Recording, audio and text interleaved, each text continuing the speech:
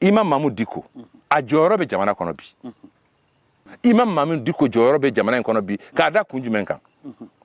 Kunu jamana ye wari sara a ye k'a bila mission na k'a fɔ k'a ka taa kumaɲɔgɔn in daminɛ ni ninnu ye. Kunu jamana y'a bila mission na k'a fɔ ko an ka otage minnu bɛ yen an ka mɔgɔ minnu minɛnen bɛ yen jɔnya la yen ka t'u minɛ ka bɔ ka na n'u ye u ka denbayaw kɔnɔ. Jamana de y'a bila a la. A bɛ fɔ mun ma acquis jamana kɔnɔ o y'o de ye. Jamana kɔnɔ a man ɲi chaque fois ni mɔgɔ kura nana k'a fɔ bon dɔ in tun ye mun kɛ n b'a bɛɛ furan ka bɔ yen non. Jamana ka effort donna fɛn mun na an kana lajɛ k'a fɔ ko a tigi tɔgɔ ye Mahmoud Dicko non non non a tigi tɔgɔ t'o ye mais du fait que jamana de ka ja bila ci la a bilala ci mun na je pense que bi an mago b'o ciw la otage b'an bolo bi an mago bɛ ka kuma pour que ka se ka dɔ bɔ su ko in na. Mahmoud Dicko, bonjour. Bonjour. Comment ramener la paix au Nord-Mali?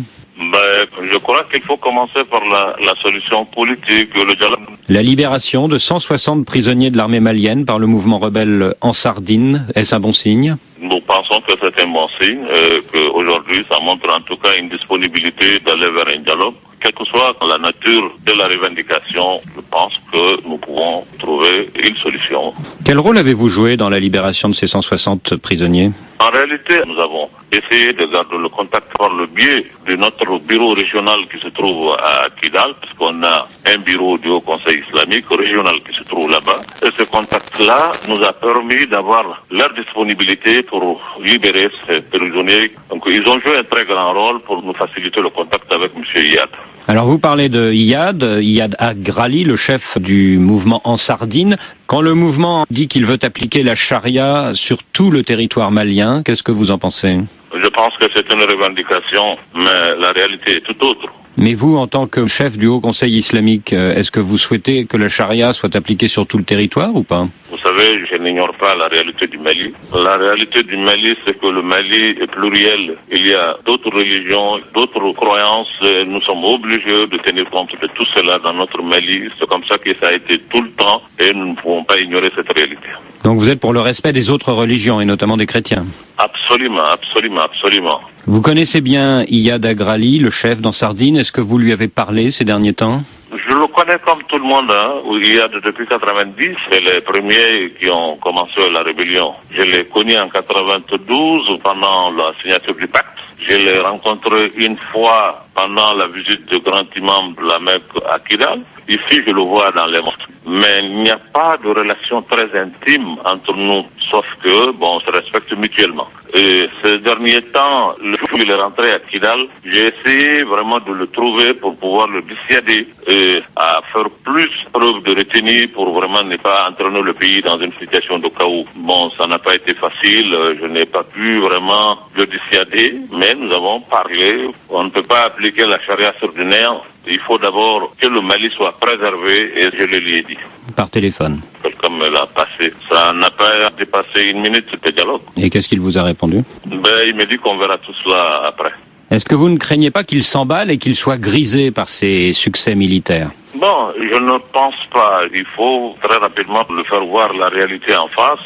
Aujourd'hui, lui ne gagne pas, l'islam ne gagne pas, le pays ne gagne pas dans une aventure sans issue. Depuis que les rebelles, et notamment Ansardine, tiennent le Nord Mali, les chefs d'AQMI, Al-Qaïda au Maghreb islamique, se montrent à Tombouctou. Qu'est-ce que vous en pensez? Ce n'est pas aujourd'hui qu'ils sont établis là-bas. De tout le temps, ils sont là-bas. Mais avec la complicité de qui? Maintenant, s'ils se montrent, ça, c'est encore une raison de plus pour qu'on prenne cette situation-là très au sérieux. Et ça ne vous préoccupe pas, cette alliance entre Ansardine et AQMI?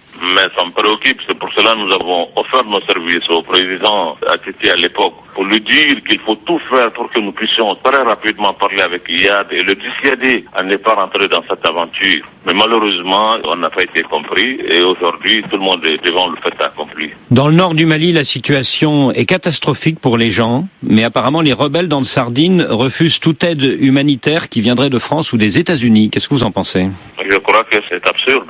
Tout ce qu'ils ont comme armement et véhicules viennent d'ailleurs. C'est pas eux qui fabriquent ça. Je pense que ce n'est pas raisonnable pour des gens qui se disent censés de refuser l'aide humanitaire ou de s'en prendre à des églises ou d'autres cultes. Je les appelle encore à plus de retenue, à faire plus de discernement, vraiment pour qu'on sorte de cette situation. Mahmoud Dicko, merci. Mahmoud Dicko, le président du Haut Conseil islamique. Nous, au niveau du front, et en tant que citoyens, nous pensons qu'il peut compter sur tout.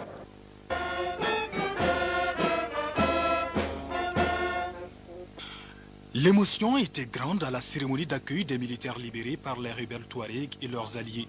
Ces soldats viennent notamment des garnisons de Tessalit, d'Aguelhok et de Kidal. Ils sont artisans des derniers combats qui ont opposé les forces armées aux rebelles. Je m'en voudrais de passer sous silence l'accueil chaleureux et le soutien inconditionnel que les populations de Gao et Sévaré nous ont réservé. Merci infiniment aux autorités maliennes pour leur assistance et leur soutien tout au long de cette épreuve. Enfin, nos derniers mots de remerciement, et non les moindres, vont à l'endroit du Haut Conseil islamique du Mali, qu'il veuille retrouver ici et accepter notre profonde gratitude et notre entière et éternelle reconnaissance.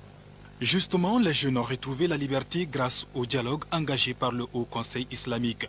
Le dialogue, un passage obligé pour résoudre toute crise, estime Mahmoud Dicko. Quelle que soit la situation, il faut quand même préserver l'essentiel, c'est de pouvoir se parler. Ne jamais rompre vraiment le dialogue, ne jamais rompre la confiance entre les hommes. Parce que, vous saviez, les guerres, les conflits, tout finira autour des tables.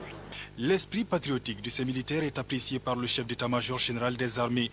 Il affirme que ces jeunes reviennent de la mission la plus noble que la nation puisse confier à ses fils. En accomplissant cette mission, vous avez accepté de mettre en danger votre vie et celle de vos familles. Quoi de plus grand et de plus digne, quoi de plus héroïque, mais surtout, quoi de plus patriotique. Que la nation vous en soit reconnaissante dans toute la mesure de votre mérite. Cela explique la présence aujourd'hui à vos côtés de la plus haute représentation de la nation malienne. Et le président de la République, par intérim, de se dire simplement fier de ses militaires. Professeur Dionkunda Traoré rassure les forces armées que le soutien du peuple malien ne fera jamais défaut pour la sauvegarde de l'intégrité du territoire national. Le Mali compte encore et toujours sur eux pour recouvrer ces territoires occupés aujourd'hui indûment par des compatriotes qui ont pris les armes malheureusement pour s'exprimer. Je voudrais leur dire que la nation leur sera reconnaissante. Et personnellement, avec les autorités militaires de ce pays, nous saurons leur dire à notre manière combien nous sommes heureux de les accueillir aujourd'hui et combien nous continuons à compter sur eux. Je voudrais également